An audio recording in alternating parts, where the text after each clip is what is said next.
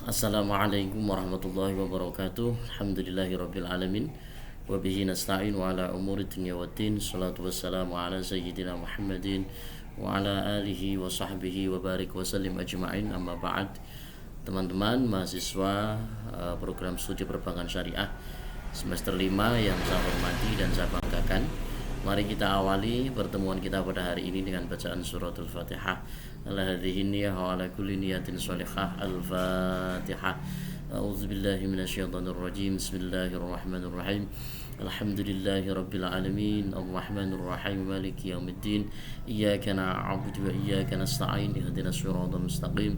Siratal ladzina an'amta 'alaihim ghairil maghdubi 'alaihim waladdallin. Rabbi ighfirli wa liwalidayya wa lil mu'minina amin. Terima kasih karena hari ini bareng dengan Stadium Jenderal dan kebetulan saya menjadi salah satu panitia, maka saya harus ikut mengawal berjalannya SG yang nanti dilaksanakan jam 8 sampai dengan selesai tepat di waktu perkuliahan teman-teman. Maka dari itu untuk kuliah manajemen keuangan syariah pada hari ini, yang pertama saya minta setiap kelompok yang sudah bertugas untuk presentasi pada hari ini mempresentasikan materi yang sudah disiapkan. Setelah presentasi silahkan dilanjutkan dengan diskusi kelas seperti biasanya ya. Kalau memang ada pertanyaan, ide atau pendapat dari kawan-kawan yang lain, setelah diskusi kemudian silahkan teman-teman semua menyimak materi yang sudah saya rekam pada hari ini. Dan nanti setelah materi ini selesai, apabila ada pertanyaan yang terkait dengan materi saya, silahkan Anda tulis dan Anda sampaikan, kita diskusikan minggu depan. Dan terakhir nanti saya minta teman-teman untuk membuat resume seperti biasa ya. Dalam kertas ditulis tangan, membuat resume apa yang telah dipelajari pada hari ini, baik yang sudah disampaikan oleh presenter yang bertugas pada hari ini maupun yang sudah saya sampaikan dalam rekaman video ini, untuk mengukur sejauh mana teman-teman memahami tema yang kita bahas pada hari ini, yaitu time value of money versus economic value of time ya. Economic value is time. Silahkan teman-teman nanti pahami betul apa yang menjadi bahan tema pada kajian hari ini, dan nanti resum kumpulkan jadi satu ke komting, dan komting nanti saya minta untuk mengumpulkan di meja saya. Jadi tidak hadirnya saya secara langsung di kelas, saya harap tidak mengurangi keseriusan teman-teman dalam belajar dan berdiskusi. Baik, pertama kaitannya dengan time value of money. Ada beberapa dasar yang perlu teman-teman perhatikan ketika kita berdiskusi atau mengkaji tentang time value of money. Yang pertama, persoalan riba sebenarnya sangat berkaitan erat dengan masalah uang.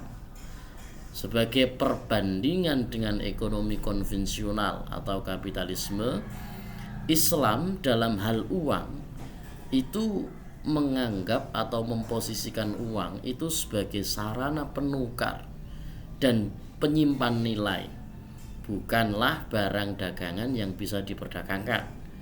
Ya, uang sebagai sarana penukar dan penyimpan nilai.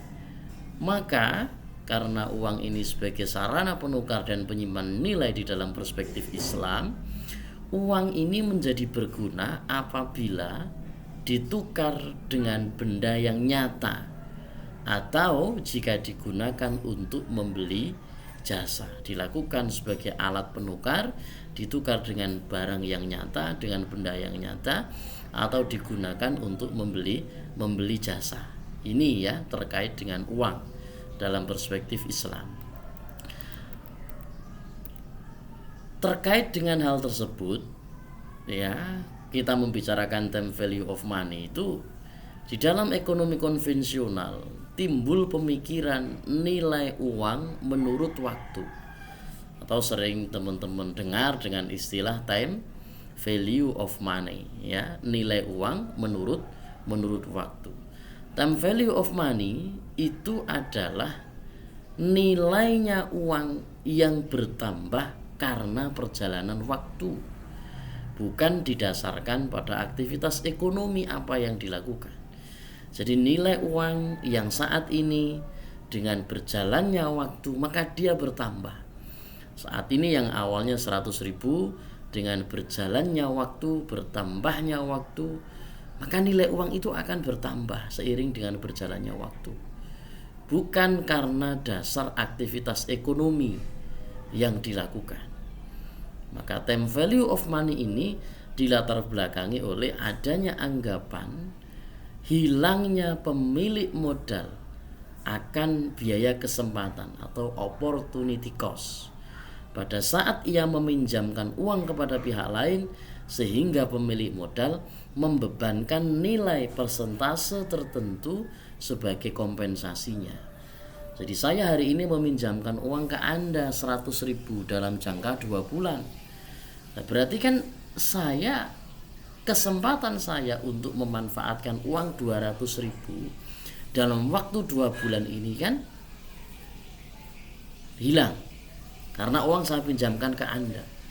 Maka kesempatan saya untuk memanfaatkan uang saya yang 200.000 dalam 2 bulan itu hilang. Saya nggak punya kesempatan untuk memanfaatkan 200.000 itu karena saya pinjamkan ke Anda selama 2 bulan. Sehingga untuk menutup kerugian itu, karena saya rugi, tidak ada biaya, tidak ada kesempatan untuk memanfaatkan uang tersebut, maka uang yang saya pinjamkan ke Anda ini saya bebankan nilai persentase.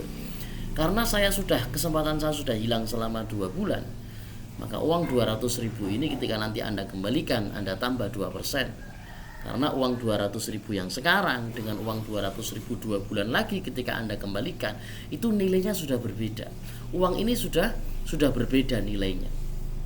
Nah, itu dasar dari time value of money, karena ada opportunity cost, biaya kesempatan yang hilang, yang seharusnya didapatkan oleh pemilik modal. Ini adalah dasar kenapa ekonomi konvensional itu muncul pemikiran tentang time value of money atau nilai uang menurut waktu. Nilai uang yang sekarang dengan 1 bulan lagi, dengan 2 bulan lagi, dengan 1 tahun lagi, dengan 2 tahun lagi berbeda. Maka uang yang kita pinjamkan ini biaya kesempatannya hilang. Kesempatan kita untuk mendapatkan keuntungan dari uang yang kita pinjamkan ini hilang ketika nanti uang ini dikembalikan. Saya minjamkan sekarang 2 juta, 1 tahun lagi 2 juta, ini nilainya akan berubah. Maka untuk menutup kerugian itu dalam perspektif konvensional, nilai 2 juta ini dibebankan nilai persentase terhadap kompensasi si pemilik modal. Jadi 2 juta ini 1 tahun lagi harus kembali plus 2 juta ditambah 2% dari 2 jutanya. Itu dasar dari time value of money. Ya, saya kira bisa dicerna lah ya penjelasan saya ini. Lah, kenapa muncul time value of money? Selain dasar tadi bahwasanya hilanglah kesempatan si pemilik modal akan cost of opportunity ya, biaya kesempatan. Ternyata time value of money ini juga didasarkan pada konsep biologis dalam bidang ekonomi. Jadi intervensi konsep biologis dalam bidang ekonomi. Konsep TVM ini, time value of money ini muncul karena adanya anggapan uang itu posisinya disamakan dengan barang. Uang itu ya podo karo barang. Uang itu disamakan dengan barang. Barang yang hidup maksudnya ya. Uang itu disamakan dengan barang yang hidup atau sel hidup. Sel hidup untuk satuan waktu tertentu itu dapat menjadi lebih besar dan berkembang. Dalam formula pertumbuhan sel dalam ilmu biologi itu dirumuskan dengan PB sama dengan P0 ya. P0 dalam kurung 1 plus G dalam kurung T ya. PB ini pertumbuhan sel. P0 ini sel pada awalnya, pada waktu pertama ini. G ini pertumbuhan, T ini waktu. Jadi pertumbuhan sel itu sel awal ditambah dengan dikalikan dalam kurung 1 plus pertumbuhannya berapa, kemudian dikuadratkan waktu, dikalikan waktu, berapa waktu pertumbuhannya ini. Maka kalau lihat rumus ini ya sel itu akan berkembang seiring dengan waktu. Semakin lama waktunya otomatis akan semakin besar pertumbuhan selnya, karena pengalinya di sini adalah waktu dan pertumbuhan. Pertumbuhannya berapa, waktunya berapa. Sehingga semakin lama sel ini akan semakin berkembang dengan beriringnya dengan berjalannya waktu. Nah, konsep ini diadopsi di dalam time value of money. Jadi konsep pertumbuhan sel dalam ilmu biologi tadi ternyata formula tersebut kemudian diadopsi dalam ilmu keuangan. Jadinya rumusnya adalah ya, ketika kita berbicara future nilai atau nilai uang masa yang akan datang, ya, future value sama dengan present value ya dalam kurung 1 plus i dalam kurung tutup dikalikan dengan t. Ya, future value ya, nilai uang masa yang akan datang sama dengan ya nilai uang masa sekarang itu berapa dalam kurung dikalikan ya 1 plus tingkat suku bunga, ini interest ya, tingkat suku bunganya kurung tutup dikalikan dengan jangka waktu. Maka nilai uang yang akan datang itu dalam konsep time value of money itu didapat dari uang di masa sekarang berapa, kemudian suku bunganya berapa, kemudian jangka waktunya berapa. Semakin besar suku bunga dan semakin panjang jangka waktunya, maka uang ini akan semakin berkembang lebih besar di masa yang akan datang, karena ada 2 indikator tadi, tingkat suku bunga sebagai pengali dan juga waktu sebagai pengali yang didapat dari karena adanya ini ya jangka waktu yang panjang itu. Maka ini kalau kita lihat kan sama dengan pertumbuhan sel tadi kan, pertumbuhan sel itu dipengaruhi karena berapa pertumbuhannya ya, kemudian berapa jangka waktunya. Begitu pula time value of money ya, future nilai uang masa yang akan datang itu didapat dari 2 juta yang sekarang, 2 tahun lagi berapa? Didapat dari nilai uang sekarang berapa dikalikan dengan 1 plus suku bunganya dikalikan dengan jangka waktunya. Maka suku bunga, tingkat suku bunga dan jangka waktu dalam perekonomian konvensional itu tentu berdampak terhadap nilai uang sekarang dan nilai uang yang akan datang. Otomatis nilai uang yang akan datang nilainya sudah berbeda dengan yang sekarang. Sekarang 2 juta, yang akan datang mungkin menjadi 2.200.000 atau 2.400.000 sesuai dengan tingkat suku bunga dan waktu. Maka dalam time value of money, uang ini akan berkembang seiring dengan berjalannya waktu, karena ada suku bunga dan jangka waktu yang digunakan sebagai pengali. Karena si pemilik modal ini yang memberikan utang ke orang lain ini meminta atau mengharapkan keuntungan ya, nilai presentasi karena adanya kesempatan yang hilang berupa cost opportunity, biaya kesempatan. Dalam hal ini catatan penting bagi kawan-kawan semuanya bahwasanya adalah uang bukanlah sesuatu yang hidup dan berkembang. Uang itu tidak makhluk hidup, uang itu tidak bisa berkembang. Dalam arti berjalannya waktu ya tanpa sentuhan ekonomi. Nanti kita berbicara sentuhan ekonomi di belakang ketika kita berbicara konsep yang satunya. Jadi uang itu bukan makhluk hidup sebagaimana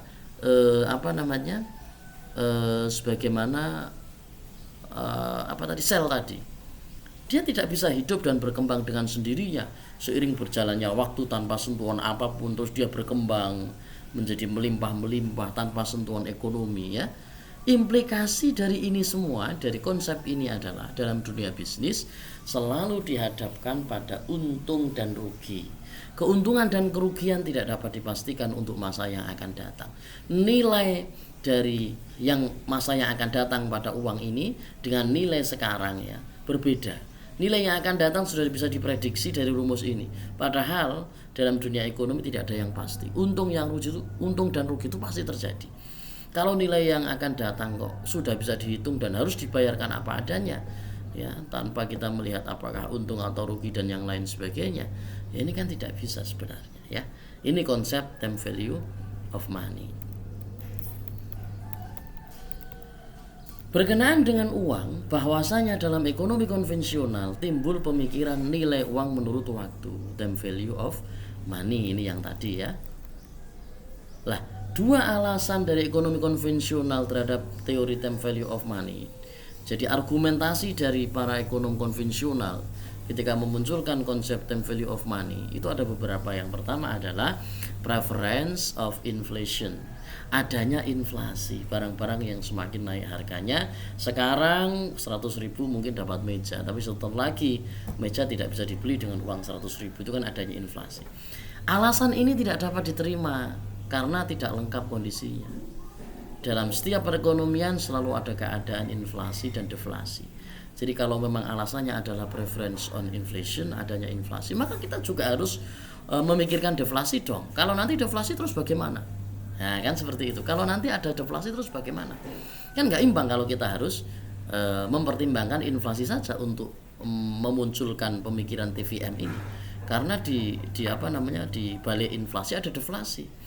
Jika inflasi dijadikan alasan time value of money, seharusnya keadaan deflasi menjadi alasan adanya negatif time value of money, sehingga nilai uang itu justru malah kebesaran dan harus dikurangi. Maka kalau membayar utang ketika menggunakan dasar TVM ini ya, membayar pinjaman ketika menggunakan dasar TVM ini, dan kondisi ekonomi sedang deflasi, kan harusnya malah justru uangnya akan nilai uangnya lebih besar dan harus dibayarkan di bawah uang itu. Kalau kita mau profesional, artinya kita mempertimbangkan oke, ada inflasi, tapi juga Anda harus ingat kalau di balik inflasi juga dalam kasus ekonomi ada yang namanya deflasi. Yang kedua, sedangkan preference present consumption to future consumption theory ditolak. Kenapa? Karena bertentangan dengan syarak, karena bertentangan dengan prinsip al-ghunmu bil ghurm, profit muncul bersama risiko, dan al-kharaj bidzaman, hak mendapatkan hasil disebabkan oleh keharusan menanggung kerugian. Jadi yang namanya profit itu didapatkan bersama dengan risiko, ada risiko di dalamnya. Dan juga untuk mendapatkan hasil itu ya harus mau menanggung kerugian. Jadi konsep preference present consumption to future consumption theory ini ditolak karena bertentangan dengan syarak, bertentangan dengan prinsip al-ghunmu bil ghurm dan al-kharaj bil dhaman. Lah, sekarang kita masuk ke dalam economic value of time. Kalau tadi uang berkembang dan hidup dan berkembang seiring dengan berjalannya waktu. Kalau jangka waktu yang semakin panjang, ya suku bunganya dikalikan dengan suku bunga dikalikan dengan jangka waktu, itu bisa digunakan untuk menghitung berapa nilai uang yang di masa yang akan datang. Lah, kalau dalam economic value of time itu punya pandangan yang berbeda dengan time value of money. Dalam pandangan Islam, waktu itu kan semua orang itu memiliki kesamaan kuantitas ya. Orang Islam itu memiliki 24 jam waktu dalam sehari dan 7 hari dalam sepekan. Lah, nilai waktu antara satu orang dengan orang yang lain akan berbeda dari segi kualitas. Kalau dalam segi kuantitas kan sama, satu orang dapat 24 jam, satu orang dalam satu minggu dapat 7 hari. Dalam segi kuantitas sama. Tetapi dalam segi kualitas tentu ini berbeda. Jadi faktor yang menentukan nilai waktu adalah bagaimana seseorang itu memanfaatkan waktu. Semakin efektif atau tepat guna dan efisien atau tepat cara, jadi bisa menggunakan waktu yang dimiliki, bisa memanfaatkan dengan efektif dan efisien waktu yang dimiliki, maka akan semakin tinggi nilai waktunya. Efektif dan efisien ini akan mendatangkan keuntungan di dunia bagi siapa saja yang melaksanakannya. Oleh karena itu, siapapun pelakunya tanpa memandang suku, memandang agama, memandang ras, secara sunnatullah ia akan mendapatkan keuntungan di dunia. Di dalam Islam, keuntungan bukan saja keuntungan di dunia, namun yang dicari adalah keuntungan di dunia dan di akhirat. Oleh karena itu, pemanfaatan waktu itu bukan saja harus efektif dan efisien, namun juga harus didasari dengan keimanan. Keimanan inilah yang mendatangkan keuntungan di dunia, berarti keimanan yang tidak diamalkan. Ini dasar dari economic value of time. Jadi nilai ekonomi itu akan berkembang seiring dengan pemanfaatan waktu, economic value of time. Nilai ekonomis ini akan berkembang seiring dengan pemanfaatan waktu. Uang yang saat ini kita miliki dalam jumlah 1 juta, 1 tahun lagi akan berkembang karena uang 1 juta ini mendapatkan sentuhan-sentuhan ekonomi. Uang 1 juta ini tidak kita diamkan, tapi uang 1 juta ini kita gunakan untuk investasi. Ya, kita belikan hewan ternak katakanlah, kemudian kita rawat selama 1 tahun. Karena ada sentuhan rawatnya dalam 1 tahun, karena ada sentuhan pemanfaatan waktu dalam 1 tahun itu, kemudian nilai ekonomis dari uang 1 juta itu berkembang karena ada sentuhan-sentuhan ekonomi. Sentuhan ekonomi ini didasarkan dari pemanfaatan waktu. Jadi uang dari uang 1 juta yang saya pegang tadi tidak berkembang dengan sendirinya, tinggal mengalihkan berapa bunganya dan berapa jangka waktunya, tidak. Tetapi uang 1 juta ini sebenarnya yang berkembang adalah nilai ekonomisnya, nilai ekonominya. Kenapa berkembang? Karena ada sentuhan memanfaatkan waktu dalam jangka waktu yang sudah ditentukan. Uang 1 juta tadi saya contohkan, saya gunakan untuk membeli ayam ya. Satu ayam harganya 25.000, dapat berapa ekor itu? Kemudian saya rawat setiap hari ya, setiap bangun tidur saya ngerawat untuk memberi makan ayam. Mau siang hari saya beri makan, sore hari saya beri makan, sampai dengan 1 tahun. Maka uang 1 juta yang saya gunakan untuk membeli ayam pada awalnya tadi, 1 tahun lagi mungkin nilai ekonomisnya akan berkembang menjadi 2 juta atau bahkan 3 juta. Karena apa? Karena ada sentuhan ekonomis dalam pemanfaatan waktu tadi. Saya gunakan untuk usaha, saya gunakan untuk investasi. Ya itu ya teman-teman, kaitannya dengan TVM, time value of money, dan economic value of time. Jadi dalam hal ini adalah uang, kalau dalam perspektif Islam itu tidak bisa berkembang dengan sendirinya, karena uang tidak makhluk hidup dan tidak bisa berkembang dengan sendirinya, sebagaimana tadi rumus yang sudah saya jelaskan kaitannya dengan TVM. Tetapi nilai ekonomis dari uang itu akan berkembang setiap saat apabila uang tersebut diinvestasikan, diproduktifkan, dimanfaatkan dengan nilai-nilai ekonomis, disentuh dengan nilai-nilai ekonomis dalam memanfaatkan nikmat waktu yang sudah Tuhan berikan kepada kita. Kalau 7 hari dalam 24 jam kita gunakan 24 jam dalam 7 hari kita gunakan untuk diam, 1 bulan kita diamkan, 1 tahun kita diamkan, ya uang ini tidak akan pernah berkembang dengan sendirinya, tidak bisa. Harus dengan sentuhan-sentuhan ekonomi, harus dengan efektivitas dan efisiensi waktu, agar nilai ekonomis di dalam uang ini bisa berkembang karena ada sentuhan-sentuhan ekonomisnya. Itu yang bisa saya sampaikan sebagai tambahan. Kalau masih bingung dan belum paham, nanti kita diskusikan di pertemuan selanjutnya ya. Kemudian saya harap teman-teman yang presentasi bisa aktif untuk berdiskusi, dan jangan lupa tugas saya pada hari ini, silahkan Anda membuat resume ya, kemudian setiap orang ya, apa yang Anda diskusikan dengan teman-teman yang presentasi dan apa yang Anda simpulkan dari pemaparan saya tentang time value of money and economic value of time ini. Kalau nanti ada pertanyaan silakan ditulis, dan diingat minggu depan kita diskusian bareng-bareng ya. Kurang lebihnya mohon maaf dan terima kasih atas perhatiannya. Assalamualaikum warahmatullahi wabarakatuh.